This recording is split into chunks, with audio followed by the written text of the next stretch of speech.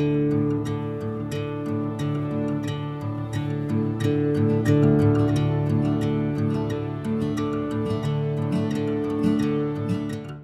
à tous, bienvenue sur cette nouvelle chaîne qui s'appelle Delucy. Alors Delucy c'est quoi? Delucy c'est une chaîne qui promeut le retour de la diaspora au niveau du Sénégal. Parce qu'aujourd'hui on entend beaucoup de choses négatives concernant des personnes qui sont rentrées, soit en venant dans le cadre d'une offre d'emploi ou dans le cadre de la création d'une entreprise où ils ont plutôt tendance à dire que c'est négatif, on s'est fait arnaquer, on n'a pas réussi, on s'est pas très bien entendu avec les collègues et nous c'est tout le contraire qu'on va essayer de montrer, c'est-à-dire des personnes qui sont rentrées, qui ont réussi et pour tout l'or du monde ne retourneront pas dans leur pays, que ce soit en France, aux États-Unis ou ailleurs. Donc, comme j'ai dit tantôt, donc on promeut le retour au Sénégal. On va mettre en avant des gens qui sont rentrés et qui ont réussi leur installation. Donc, qui ont réussi dans le cadre de leur fonction, mais également qui ont réussi dans le cadre de leur entrepreneuriat. Donc voilà, donc vive le retour au Sénégal, vive le retour aux sources pour nous et pour nos familles. Pour le cadre, donc on est un couple. Donc moi j'ai fait 22 ans en France et je suis rentrée l'année dernière. Donc dans le cadre d'une prise de fonction. Et mon mari également a vécu en France en même temps que moi. Donc du coup, avec nos expériences à deux, on peut montrer la vie qu'on a eue là-bas, mais également la vie qu'on entretient en tant que couple qui sommes rentrés avec nos enfants. Voilà, monsieur Baye. Oui, madame Baye, je te remercie.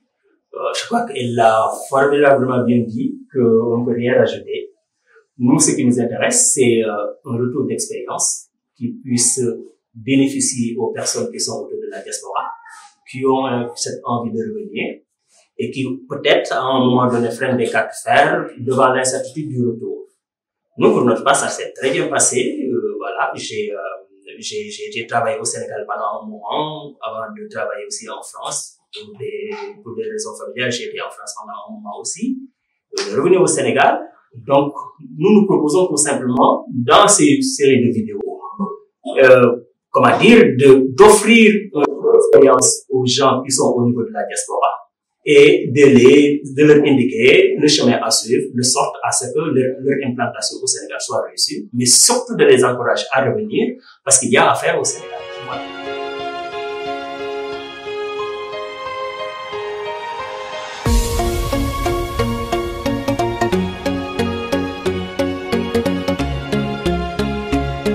Pour une première, on n'est pas allé loin. On a franchi l'Atlantique. Et on est allé pénicher une perle rare parmi les gens de la diaspora, Wally Mohamed Baye, qui a eu à travailler au Sénégal, mais aujourd'hui qui fait les beaux jours du bureau de suivi du plan Sénégal émergent. C'est cette personne-là qui va nous parler de sa vie aux États-Unis, des circonstances qui l'ont poussé à venir au Sénégal. Wally Mohamed Baye, est-ce que vous voulez bien vous présenter? Effectivement, bonjour chef, bonjour Fatimé. Merci de me recevoir sur votre chaîne YouTube. De manière très simple, mon nom c'est Wally Mohamed Baye. Je suis un gestionnaire de projet au sein du bureau opérationnel de suivi du plan Sénégal émergent. Je suis rentré il y a 2 ans avec ma famille d'abord. Et voilà, de manière très courte. Voilà mon profil. Alors ouais, donc merci pour le résumé. Donc est-ce que tu peux juste nous raconter un peu ton parcours au Sénégal et puis jusqu'à ce que tu décides d'aller t'installer aux États-Unis et tout ce que tu as mis en place aux États-Unis avant de revenir au Sénégal. Donc voilà, de façon ramassée. Pour revenir sur mon parcours, il faut dire que j'ai fait toutes mes études scolaires et universitaires à Dakar. J'ai fini un master en droit, relations internationales à l'université Cheikh Anta Diop de Dakar. Et le premier stage que j'ai eu, j'ai pu avoir la chance de travailler au sein d'une organisation non gouvernementale et qui m'a permis de développer certains skills en matière de project management. Bon, en 2013, j'étais allé aux États-Unis en vacances. J'ai rencontré ma femme. Donc c'est plutôt dans le cadre du mariage. On s'est mariés. puis je suis rentré pour continuer mon travail, mais après la naissance de notre première fille, je ne pouvais plus supporter d'être de l'autre côté de l'Atlantique. Donc, j'ai décidé d'aller les rejoindre. Et c'est ce qui m'a poussé à aller aux États-Unis pour être auprès de ma famille. Donc toi, tu es un peu atypique parce que souvent les gens vont faire leurs études là-bas, ils vont travailler là-bas et seulement ils veulent rentrer. Alors que toi, c'est plutôt dans le cadre de la vie conjugale. C'est le cœur et la raison. C'est ça. Et du coup, quand tu es allé là-bas, quelles étaient un peu les difficultés, mais vraiment...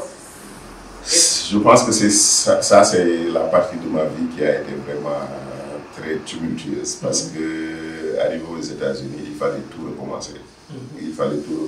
J'ai dû avoir de petits boulots qui devaient me permettre de nourrir ma famille, mais j'avais toujours une idée en tête, c'était que je devais aller approfondir mes compétences, aller faire un master pour me permettre d'être compétitif dans le marché du travail américain. Donc, ce que j'ai fait, c'est que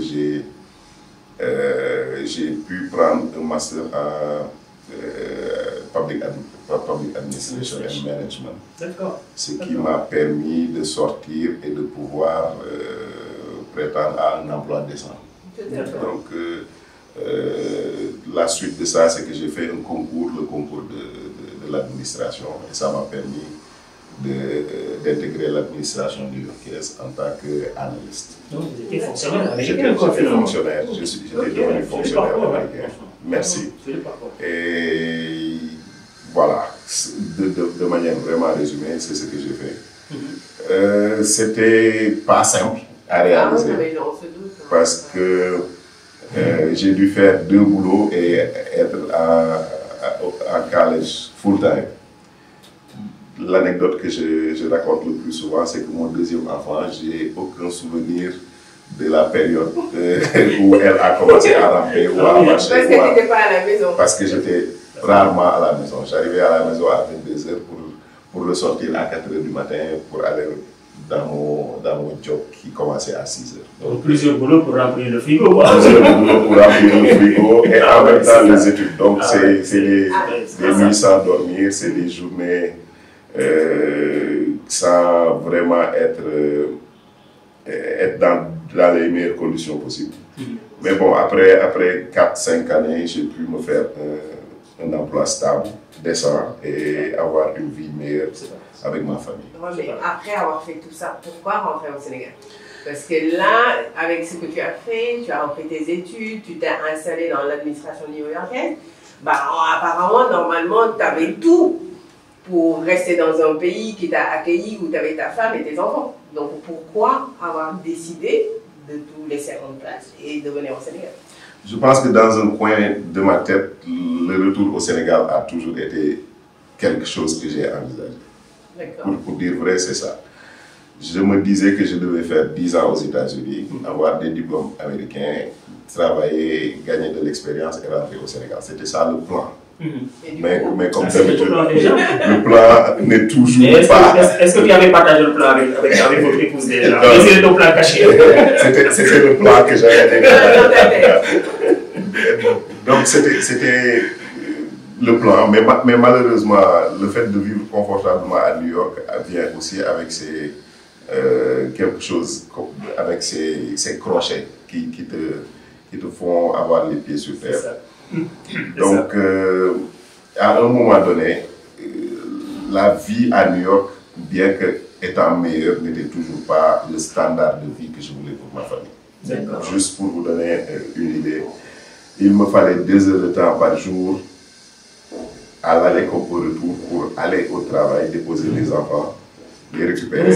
Donc, c'est à peu près 4 heures de temps de ma journée. À cause du trafic, c'est ça? Que j'arrivais à cause du trafic. Que j'arrivais pas à... qui me faisait en fait perdre beaucoup de temps. Pour vivre décemment, j'ai dû déménager avec ma famille plus loin, dans des zones suburbs, ce qui nous permettait d'avoir un appartement beaucoup plus décent, d'avoir des écoles qui étaient meilleures. Mais malheureusement, le trajet pour aller au travail était difficile. Donc, tu avais le côté financier que tu avais réussi, mais il y a toute la qualité de vie. La qualité de vie que tu n'avais pas.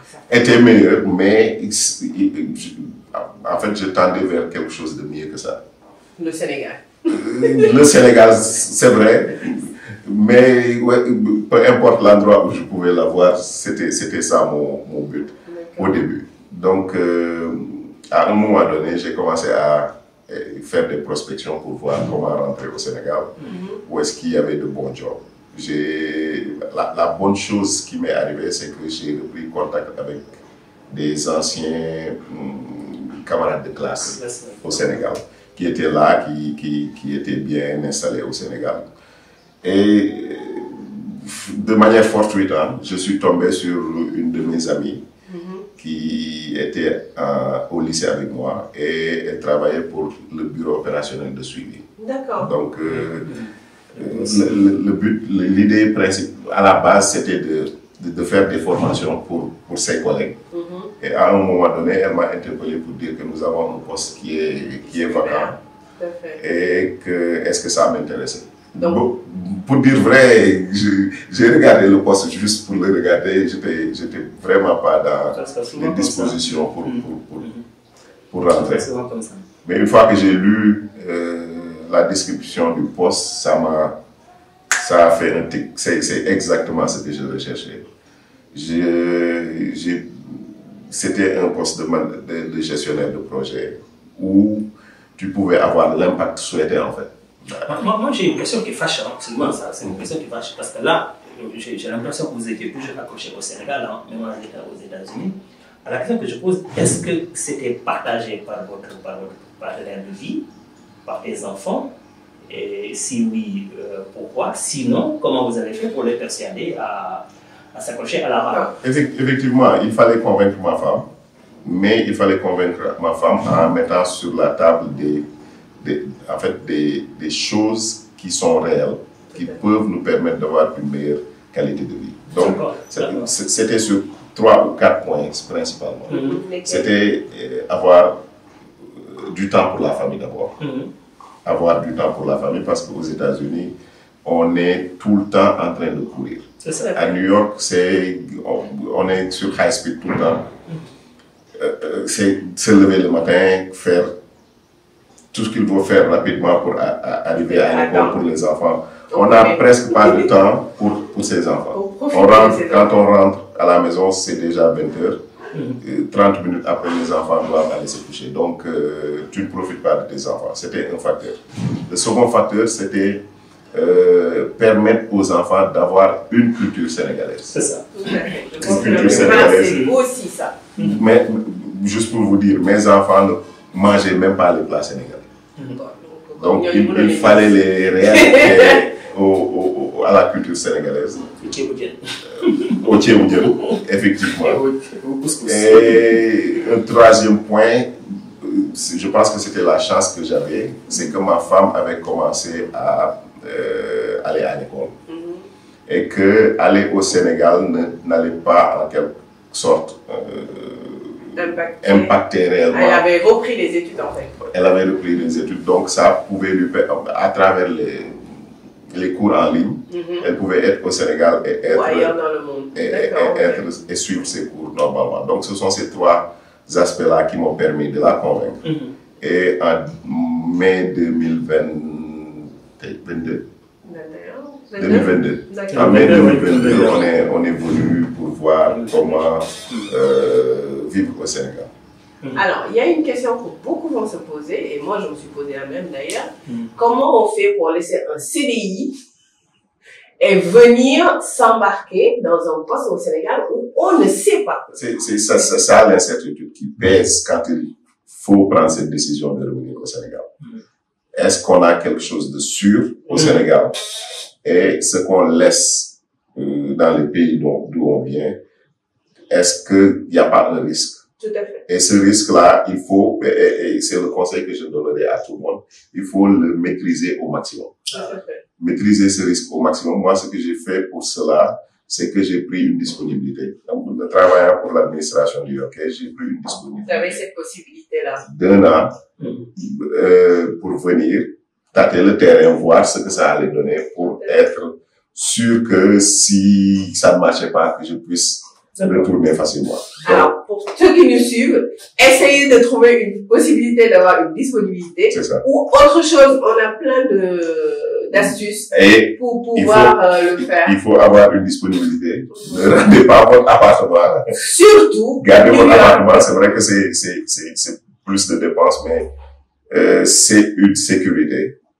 de garder votre appartement d'origine et de venir au Sénégal, essayer pendant une année pour voir ce que ça va donner. Non, mais garder aussi un appartement pendant une année peut être compliqué. Hein. C'est très compliqué. C'est pas, qu'est-ce que vous en pensez? C'est très compliqué, c'est des dépenses en plus. Mais il faut toujours avoir un safety net. Sur quoi tomber si ça ne marche pas. Ouais, et par contre, là, c'est un peu plus compliqué parce que les gens, quand ils veulent venir, ils peuvent pas non plus supporter ces différents frais. Et le Sénégal et l'extérieur. Est-ce que vouloir maîtriser, réduire les risques, ne fait pas que on se dit, ah, si ça marche pas, je rentre. Il faut essayer en tout cas de réduire les risques au maximum. Bon, peut-être que ça, c'était mon risque à moi, mais pour chaque personne, je pense que le cas sera différent. Et peu importe les risques que vous allez identifier, essayez toujours de réduire les risques. J'ai envie de plonger dans votre intégration au Sénégal. Je ne sais pas si vous avez une question de préoccupation. Moi, j'imagine simplement quelqu'un qui a été formaté dans l'administration américaine, avec un mode de gestion, avec un mode de fonctionnement. Mode de pensée. Voilà. Tout ce que ça comporte, un mode de pensée, un mode de fonctionnement, etc., style de gestion, etc., et qui vient tout d'un coup plonger dans cette différence-là. Comment ça s'est passé? Expliquez-nous. Comment ça s'est passé? Oui. C'est vrai que c'est pas toujours évident de rentrer au Sénégal et de pouvoir s'adapter directement à la culture d'entreprise sénégalaise. C'est assez différent.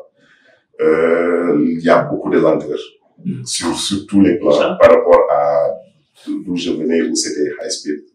Des contournements aussi, j'ai eu la chance, par contre, de travailler dans une administration vraiment innovante.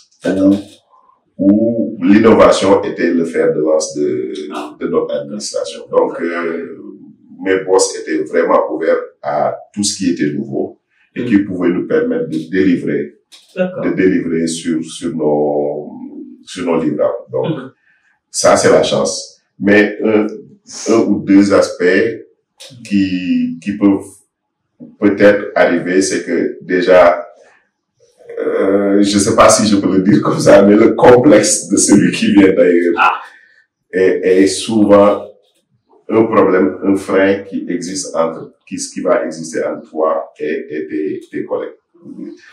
Il y a énormément de talents au Sénégal qui ne vont pas arrêter de te rappeler que eux aussi ils sont bons. Et ils sont bons. Ils sont très bons. Ils sont bons. Même s'ils ne sont pas à votre niveau, il faut. Ils peuvent même dépasser. Ah oui, des fois ils dépassent le niveau. Ils peuvent dépasser ton niveau. Ah oui. Mais ils ne rechigneront pas à te rappeler qu'ils sont aussi bons. Alors, bien vrai qu'ils j'ai rajouté, et puis il y a également l'effet autre. Les gens qui viennent de l'extérieur aussi pensent qu'ils sont meilleurs. C'est vrai.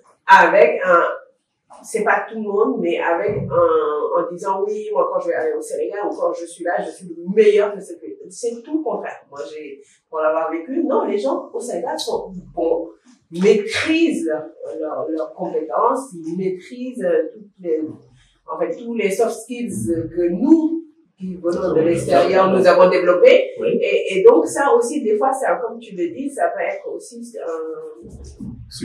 un sujet de frottement entre les Mais franchement, est-ce que vous avez cette idée préconçue que c'est des gens qui travaillent pas bien, etc., etc. J'ai tout à leur apprendre, tout à leur montrer, c'est ça. Est-ce que vous avez cette idée? On vient avec la grossette. On vient avec la grossette. On pense que les gens au Sénégal ne sont pas, en fait, ce qu'il faut dire, c'est que les gens sont vraiment pointus dans ce qu'ils font.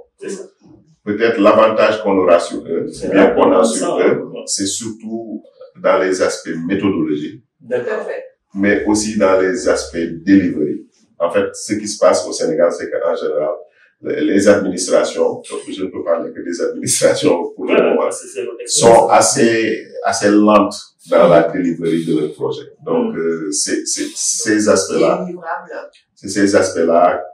que, en général, les gens peuvent apporter. Respect des délais aussi. C'est ça. Oui. Mais moi, dans mon cas, c'est quelque part le contraire, parce que je suis dans une administration où à peu près 60% des gens qui composent l'administration viennent de l'extérieur. Tout à fait. Donc on est ça qui t'aide aussi dans l'intégration.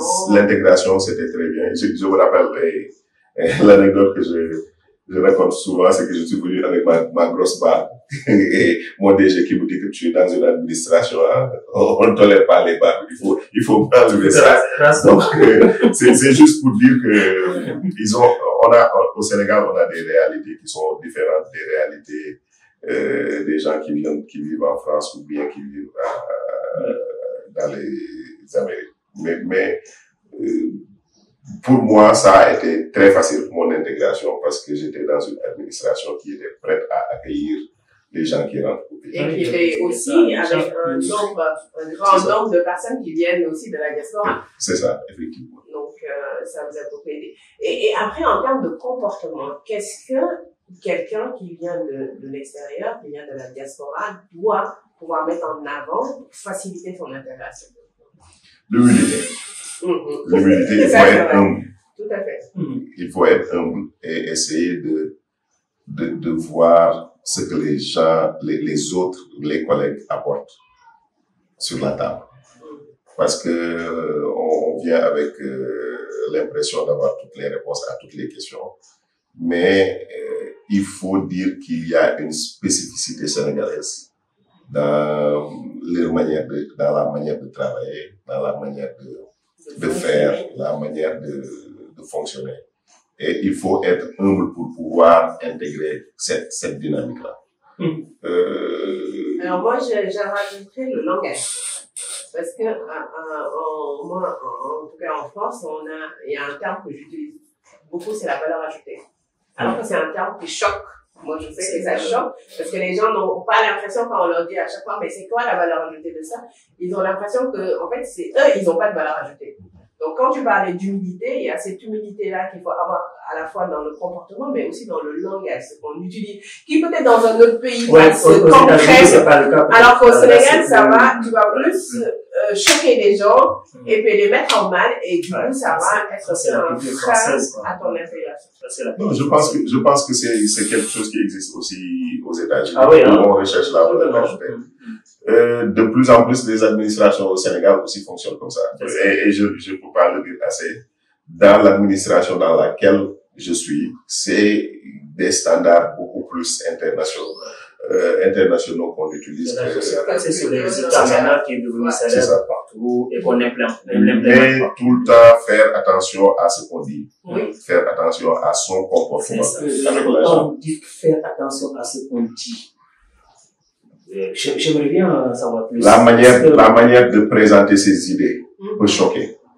Par exemple, moi, pour quelqu'un qui, bon, de toute façon, au bureau même, c'est ce qu'on me dit. Je suis pas politiquement correct. C'est ça. Donc, je dis ce que je pense. Oui. Alors qu'au Sénégal, en général, c'est problématique de dire ce que l'on pense. Il faut faire attention à ce qu'on dit. Il faut faire attention à comment on le dit. Il faut faire attention à beaucoup de choses, alors que... Il faut faire attention aux personnes à qu'on a en face. Il y a un directeur. L'esprit boss, l'esprit avoir un boss. Est-ce que vous avez tout son sens au Sénégal. Vous avez eu chaud sur certaines occasions à cause de ça? J'ai tout le temps chaud. J'ai tout le temps chaud dans les réunions. Par exemple, les réunions de coordination. Au début, je disais ce que je pensais. Et bien, ensuite, je me suis un peu freiné parce que je commençais à devenir la personne qui pose tout le temps des problèmes. L'empêcheur de... je pense que pour les gens qui nous suivent également, il faut qu'on mette, c'est pour ça que cette chaîne a tout son sens, c'est qu'on met sur la table les problématiques que les gens peuvent rencontrer et qui, pour eux, ne peuvent ne pas être considérés des problèmes, mais qu'au Sénégal, c'est des problèmes. C'est-à-dire la notion de chef, c'est pas appréhendé à l'extérieur parce que ton manager, c'est un manager que tu as. Ici, c'est un chef que tu as. Donc, à chaque fois, c'est pas demander la permission parce qu'on te laisse quand même dérouler ce que tu as à dérouler, mais il faut avoir des validations systématiques avant d'engager des choses. Et comme je rebondis aussi sur la grossesse, souvent on caractérise, bah oui, vous avez le melon parce que vous venez de l'extérieur. C'est simpliste parfois. Oui, ça va être simpliste, mais ça heurte. Donc je pense que pour que les gens puissent revenir, s'intégrer et vivre très bien leur intégration, il y a cette humilité à avoir. Et par contre, là où je vais te laisser la parole, c'est comment la relation avec tes boss. Comment t'as fait pour pouvoir faire en sorte que ça se passe très bien, parce que si ça se passe, autant ça peut ne pas se passer bien avec des collaborateurs, mais avec des boss, il faut que ça se passe très bien. Donc, comment tu as fait pour pouvoir à la fois cette notion de manager, relier ça avec une notion de chef, et de pouvoir à la fois aussi dérouler et mettre sur tes compétences? Non, au début, c'est toujours difficile, et peut-être que c'est là où les gens qui vont rentrer vont faire preuve d'imagination et surtout de se reconstruire quelque part. Parce que ce sera un truc revenir au Sénégal va imposer ses réalités à la personne qui rentre. Il faudra nécessairement se remettre en cause, essayer de voir comment réadapter sa personnalité à ce qui se fait au Sénégal. Se remettre en cause, c'est important. On se remet en cause. On se remet forcément en cause. Effectivement. Et donc, par rapport à mes relations avec mes boss, bon, au début, j'étais freestyle. Je voyais un boss comme un manager, aussi simple que ça. Si j'avais quelque chose à dire, je le disais. Je me suis rendu compte que j'ai heurté beaucoup de sensibilité. Donc, j'ai dû mettre de l'eau dans mon bissap pour atténuer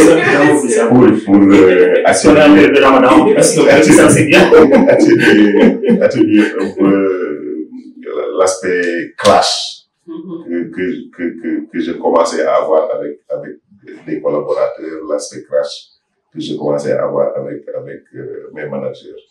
Et comme on dit, rentrer un peu dans les rangs, sans pour autant dénaturer ma personnalité, en croyant toujours qu'il faut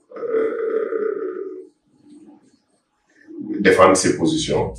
C'est juste que la façon de les défendre que j'ai dû modifier pour l'adapter à la réalité. C'est ça. Parce que moi, j'avais envie de poser cette question. Bon, vous y avez répondu partiellement. Je m'étais en train de dire oui, dans le feu de l'action, peut-être il y a des choses, des maladresses peut-être dans le feu de l'action, mais au bilan, si vous aviez à recommencer l'expérience, qu'est-ce que vous auriez corrigé? Qu'est-ce que vous aviez fait que vous n'auriez pas fait? Ce que j'aurais fait différemment, c'est surtout, une fois arrivé, prendre le temps d'étudier l'environnement.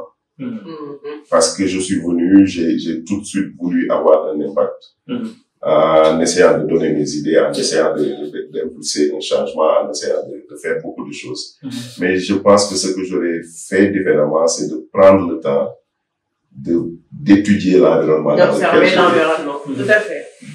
D'observer l'environnement et de voir aujourd'hui comment manœuvrer cet environnement-là avant de proposer quelque chose. Donc on en retient humilité, observation, être à l'écoute de son environnement. Moi j'aurais ajouté un troisième point, empathie, se mettre à la place des autres. Parce que souvent on vient, mais on se met pas à la place des autres pour voir quel est le ressenti qu'ils ont vis-à-vis de toi. Vous validez ça? Je vous vois hésitant. Empathie, il faut toujours de l'empathie dans ça c'est une chose. Mais juste en rentrant au Sénégal, ce serait très difficile de se mettre dans les bottes des autres. Parce que on a une conception différente des choses. On n'a pas été exposé pendant une longue période de temps à la réalité sénégalaise. Donc, le faire au début, je pense que ce sera problématique, mais plutôt le faire une fois qu'on est bien installé, une fois qu'on est bien intégré, il faut toujours, et je pense que empathie, bon, il faut toujours essayer de le faire. Parce que c'est une des méthodes qui te permet d'avoir une bonne relation. D'avoir de bonnes relations. D'avoir tout le monde ensemble. Alors, concrètement, selon toi, quelle période d'adaptation, en moyenne, il faut qu'on rentre au Sénégal? Est-ce que c'est au bout de 3 mois? Est-ce qu'au bout de 6 mois? Est-ce que tu penses qu'au bout d'1 an, vraiment, c'est là où on est complètement intégré et qu'on sait faire la différence? Je pense que c'est au cas par cas. Parce que mon cas peut être différent du cas d'autres personnes, parce que j'ai eu de l'expérience au Sénégal avant d'aller aux États-Unis. Non seulement j'ai eu de l'expérience au Sénégal, mais aussi je suis rentré après moins d'une dizaine d'années. Donc, mon adaptation a été beaucoup plus rapide que beaucoup de gens. Je sais qu'il y a beaucoup de gens qui ont quitté le Sénégal avec le bac et qui sont restés 20 plus années hors du Sénégal et qui n'ont jamais été dans le marché de l'emploi au Sénégal. Donc, au cas par cas, c'est différent. Pour mon cas, mon adaptation a été très rapide à cause de plusieurs facteurs. C'est d'abord que les facteurs que je viens de citer, que j'ai travaillé au Sénégal avant, que je ne suis pas parti très très longtemps, mais aussi parce que j'ai intégré une administration qui vraiment, par rapport aux administrations classiques, est à un niveau qui est assez similaire au niveau américain. Voilà, je pense que moi, j'avais un autre sujet. Oui. et un sujet qui me tient à cœur. C'est le côté social. Et notamment l'habillement. Parce que c'est super important pour moi. Parce que je sais qu'en France ou aux États-Unis, les gens ne vous regardent pas comment vous êtes habillés. Tant que vous faites l'affaire. Comment t'as dû, parce que moi, ça m'est beaucoup arrivé. Donc, c'est pour ça que c'est un sujet qui est important. Comment t'as fait, même si au niveau homme, ça se sentirait peut-être moins. Le fait que le Sénégalais, quand le cadre moyen sénégalais, quand il va au boulot, il doit être sapé nickel avec le truc qui va bien. Comment t'as vécu je sais pas pour toi si c'était une transformation, une révolution ou juste tu es rentré dans le moule comme ça. Je vais commencer par une anecdote sur ce plan-là. En venant aux États-Unis, comme tout le monde le sait, hein, aux États-Unis, je travaille, c'est vrai que je m'habille bien par rapport, et je m'habille même à un niveau supérieur de la moyenne. Mais en rentrant au Sénégal, en venant travailler pour le gouvernement, il me fallait trouver des costumes, des vestes, ce que je n'avais pas l'habitude de porter là-bas. Donc, je suis allé dans plusieurs boutiques me prendre des vestes, j'ai dépensé beaucoup d'argent, en ayant toujours la grosse tête en me disant que je vais casser la baraque une fois que j'arrive dans mon administration les 2 premiers jours. Je vois des jeunes qui ont de ces vestes qui sont tellement jolies que je me rends compte que, en fait, moi, je suis dans le bas de l'échelle. Je te jure. Et ça, c'est quelque chose qui te choque au départ. Parce que tu te lèves avec, tu vas au boulot, tout sapé, et tu te rends compte que tu n'arrives même pas à la cheville déjà. Donc, c'était compliqué, il fallait se réinventer. Tout à fait. Bon, je me suis réinventé avec les tenues africaines, moi. Ah ouais, en plus, ils sont super sympas. En essayant de trouver, à partir de mes collègues, des contacts de tailleurs qui peuvent, comme on dit chez nous. Donc, c'est grâce à ces contacts-là que j'ai pu rentrer dans le standard sénégalais. Rentrer dans le standard vestimentaire sénégalais. Parce qu'on a l'impression, peut-être c'est une impression, qu'ils ont tendance à vivre un peu au-dessus de leurs moyens aussi. Est-ce qu'il faudrait peut-être réussir ça? Je sais pas, tu me diras. Ou bien est-ce qu'ils pouvaient se les payer aussi? En fait, une spécificité du Sénégal, c'est que l'habit fait le moine. C'est ça, l'image. Donc, impérativement, il faudra se mettre au standard du Sénégal. L'habit fait le moine. Qu'on le veuille ou qu'on le veuille pas. Moi, et là, je suis tout à fait d'accord avec toi. Tu représentes, en fait, dans l'administration où je suis, ce que la direction nous dit, c'est que vous représentez l'institution. Donc, il faudrait que Quand vous marchez, qu'on puisse voir l'institution. Quand vous parlez, qu'on puisse voir l'institution. Donc, il faut nécessairement se mettre à niveau du côté habillement et comportement. Vous êtes un ambassadeur de l'institution. C'est ça. Mais au Sénégal, en fonction de comment tu rentres, on te regarde de la tête aux pieds. Et c'est en fonction de ça qu'on te donne de l'importance ou pas. Donc, tu peux pas être manager et que arriver et que tes collaborateurs soient mieux sapés que toi parce que c'est le respect passe par là. C'est ça. Alors, qu'on le veuille ou qu'on le veuille pas, c'est typiquement sénégalais. Il faut s'y adapter. C'est ça. Donc ça, c'est vraiment quelque chose, une piste qu'on donne. L'habit est super important. Et c'est pas le fait de porter une marque qui coûte 1000 € ou 2000 € en Europe qui va faire que, non, le Sénégalais a ses standards. Que ce soit par rapport aux couturiers, par rapport à un certain nombre de choses. Mais il faudra forcément s'y adapter. Effectivement. Un aspect qui n'est pas ressorti par contre, que je tiens à préciser, c'est que ça en vaut le coup. Rentrer au Sénégal. Oui. C'est la meilleure des choses à faire. Bon, dans mon cas, c'est la meilleure des choses à faire. Pour plusieurs raisons. Les raisons qui font que la vie en Europe ou en Amérique est très contraignante, ce sont ces mêmes raisons-là qui font que vivre au Sénégal, c'est excellence. Mes enfants, juste pour avoir leur temps, vivre au Sénégal nous a permis d'être beaucoup plus proches. Je pouvais déposer mes enfants le matin, les reprendre le soir, sans pour autant perdre 4 heures de temps dans la circulation. Pouvoir à 17 heures avoir mes enfants pour aller faire une randonnée pédestre, une marche, ou bien aller au sport. Les restaurants, la vie n'est pas aussi chère qu'en Europe, ou bien aux États-Unis. Ce que je dis tout le temps, c'est aux États-Unis, malgré que j'avais un salaire vraiment décent qui me permettait de vivre décemment, mais j'étais pas riche. Je suis toujours pas riche de toute façon. Mais ici, je peux me permettre de prendre ma famille pour un week-end d'aller à Saly, d'aller à Rio pour un week-end. Je peux me permettre de visiter le Sénégal. Je peux me permettre de faire ce qu'on fait d'ailleurs aux États-Unis, d'aller dans les centres commerciaux, de pouvoir se payer tout ce qu'on veut. Et surtout, je peux me permettre d'avoir un appartement sur 150 mètres carrés. Avoir une chambre. On gagne bien sa vie. On gagne très bien sa vie au Sénégal selon le niveau, selon les structures qu'on travaille, dans lesquelles on travaille. Est-ce que quand tu dis gagne bien, c'est quoi? C'est 1 million, c'est 2 millions, c'est 3 millions, c'est 5 millions? Un cadre moyen au Sénégal peut se faire à peu près 1,5 million par mois.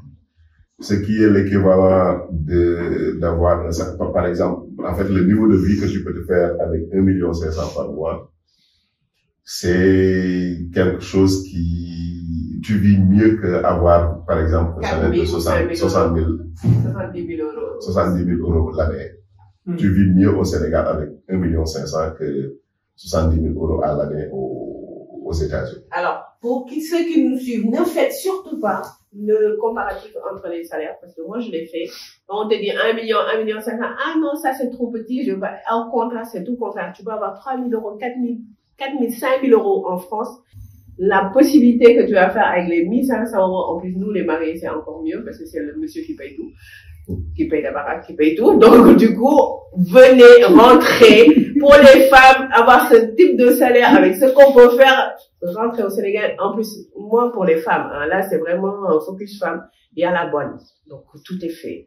Il y a quelqu'un qui va s'occuper des enfants. La voiture, elle est lavée avant que vous ne sortez. Vous pouvez aller faire des balades entre des copines. Ce qu'on n'avait pas, en tout cas moi, ce que j'avais pas en France, parce qu'on était tellement mobilisés par les enfants, il fallait les déposer, il fallait les chercher. Et quand on sort, on est comme les oiseaux, on a tout notre troupeau avec nous. Donc, pour aller faire des choses, alors que là, on peut déléguer. Et vraiment, c'est ça qui est super important. On a une vie sociale. On a une vie professionnelle Aller au spa. Se faire des pédicures, manicures, se faire chouchouter. On peut l'avoir aux États-Unis ou en France, mais c'est pas la même qualité parce que là, il faut trouver quelqu'un, on a nounou pour garder les enfants et encore faut la payer. Là, on a la bonne, on laisse à la bonne et on part entre copines, profiter. Mais vraiment, le leitmotiv qu'on peut avoir au Sénégal, c'est qu'on profite de sa vie, on profite de ses parents. C'est vrai qu'on n'a pas ouvert ce volet-là, la vie, la qualité de vie, mais aussi la relation avec les parents, les frères et sœurs qu'on n'a pas, et l'aide ponctuelle qu'on peut avoir. Je ne sais pas quel apport tu as pu avoir avec ta famille, comment ta famille t'a aidé aussi dans ton installation. Non, c'est sûr que une des raisons pour lesquelles on tend à revenir au pays, les parents en font partie. Ils deviennent vieux, donc pouvoir être là, à les soutenir, c'est une des motivations. Côté social, l'aspect qui pour moi est très important, c'est que les enfants puissent aller chez leurs grands-parents. Tout à fait. Puissent aller chez leurs grands-parents, connaître les cousins, connaître les cousines, et avoir cette relation-là qui existe entre grands-parents et petits-fils, petits-filles. Donc, c'est quelque chose qui nous manquait et qu'on a pu cultiver une fois qu'on est rentré au Sénégal. Alors, je pense qu'il y a deux volets, on en a ouvert beaucoup. Il reste encore à en ouvrir, oui. Je sais pas, on vous laisse prononcer le mot de la fin. Je crois on s'en est rendu compte. Si l'expérience était à renouveler, certainement, vous signeriez 3 fois avec les 2 mains. Madame a l'habitude d'entendre cette expression. Voilà, vous auriez des 2 mains si l'expérience était à renouveler. Donc, c'est notre première série de podcasts. Donc, quel est le mot de la fin que vous voulez prononcer? Qu'est-ce que vous voulez dire que vous n'avez pas dit durant l'entretien? Pour certainement, n'ayons pas peur des mots, aider ceux-là qui ont envie de profiter de votre tour d'expérience. Déjà, vous remercier pour l'invitation. Je pense qu'il nous faut vraiment aider faire ce retour d'expérience et ce partage d'expérience-là avec les Sénégalais de la diaspora. Pour qu'ils puissent savoir que malgré que c'est un challenge de rentrer au Sénégal, ça en vaut réellement le coup. Mon dernier mot, ce sera de dire que ça en vaut réellement le coup par rapport à la vie de couple qu'on a. Ça en vaut le coup par rapport aux enfants qui découvrent le pays. Mais surtout, la qualité de vie qu'on peut avoir au Sénégal n'a rien à voir avec la qualité de vie dans les pays du Nord. C'est ça. Donc, inciter le maximum de personnes à essayer de voir comment rentrer au pays et essayer de mitiger les risques au grand maximum pour pouvoir leur permettre de venir et de s'installer au Sénégal. Wally, on vous remercie. Madame Mbaye et moi-même, nous vous remercions pour votre tour d'expérience. C'est ce que nous avons pensé vous proposer au bout de la diaspora. Il y aura d'autres profils, des profils qui ont été intéressés par l'administration, des profils qui ont été intéressés par les entreprises et peut-être même des entrepreneurs. Tout ce que vous avez à faire, c'est de vous abonner et d'attendre les prochaines vidéos. Merci beaucoup pour votre attention. À la prochaine.